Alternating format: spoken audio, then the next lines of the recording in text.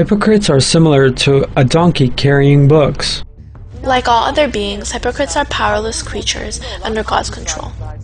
If God had desired to do so, He wouldn't have created hypocrites and there wouldn't be an element of mischief among Muslims. However, our Lord, the Possessor of Infinite Wisdom, the Wise, created hypocrites with wisdom, and He granted them an evil mind.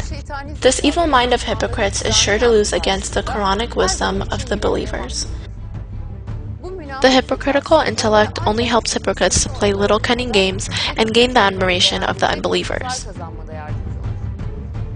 Hypocrites make use of their intellect to educate themselves and masquerade as sophisticated people so that they can win the unbelievers' favor. It is a remarkable quality to be knowledgeable. However, believers know that, like all other blessings, this too is by the grace of God, and that they have been granted this blessing to use it in the way of God. The society of unbelievers, however, cherish one's education, career, position, popular knowledge, foreign languages he speaks, the books he reads, the intellectual movements he is familiar with, the places he has been, and so on, as matters of arrogance and vanity. Hypocrites who very much wish to be approved by the unbelievers try not to miss any of these criteria. By using the opportunities they attain during their time with the believers, they try to improve themselves in these aspects and make themselves proper for the model considered ideal for the unbelievers. This way, they help to win the unbelievers' appreciation and secure a place among them. They try to learn all kinds of information and worldly knowledge, which might help them to make a name for themselves among the unbelievers. They constantly read piles of books filled with information which will be of no use to them in their lives. By making use of both the means of Muslims and also the internet, television channels, and books, they try to improve themselves and their knowledge. There is no doubt that it is good if someone improves his knowledge and information on every subject. Muslims are also people who are known for their vast knowledge. Yet, Muslims make use of every single bit of information they learn for their benefit of humankind and to uncover what is good. Nevertheless, hypocrites learn something not because they want to make use of it for the good of Islam, but because they want to show off to unbelievers and to gain a reputation among them. They actually learn details of no use, such as, what did goats eat during the reign of Sumerians? The African antelopes were poisoned when they ate which plant? What did the American Indians drink? And so on.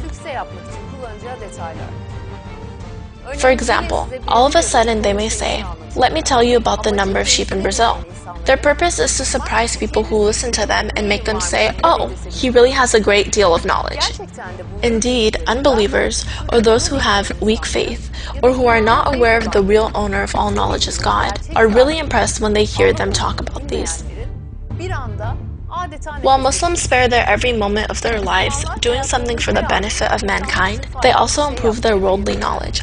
However, hypocrites do not do anything useful during the day. They have no interest whatsoever in the salvation of mankind, in spreading Islamic morality throughout the world, or in seeing the oppression in the world come to an end.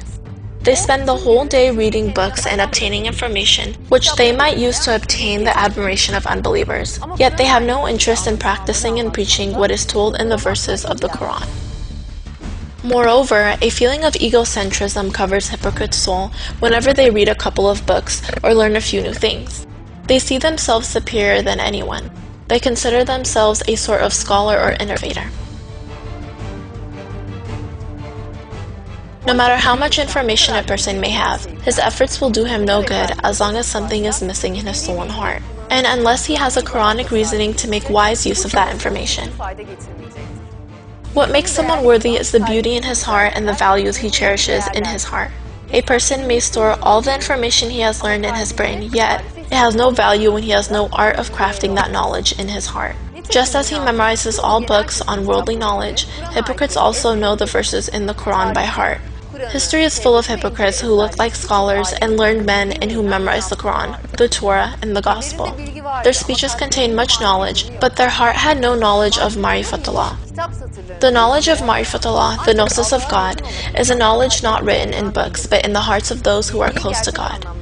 It is Muslims who can truly comprehend this very knowledge and who can make use of any learned knowledge. In the Quran, God refers to hypocrites as donkeys loaded with tomes, as their heads are full of knowledge but their hearts are empty. The metaphor of those who were charged with the Torah but then have not upheld it is that of a donkey loaded with weighty tomes. How evil is the metaphor of those who deny God's signs. God does not guide wrongdoing people. Our Prophet said, "Most of the hypocrites in my community will be among well-educated people." And thus he informed us that hypocrites are men of intellect and that they are knowledgeable. Nevertheless, it should be noted here again that reading and being knowledgeable are surely pleasant features. However, the hypocrite's knowledge does not serve to their benefit, but only to their detriment. Every single hypocrite who has ever lived during the course of history has perhaps read hundreds of books on hundreds of subjects, but they could not make practical use of this knowledge. Since they do not have faith in their hearts, the information they have just helped them transform into donkeys carrying books, and they have driven themselves into failure not only on earth, but also in the hereafter due to their lack of faith.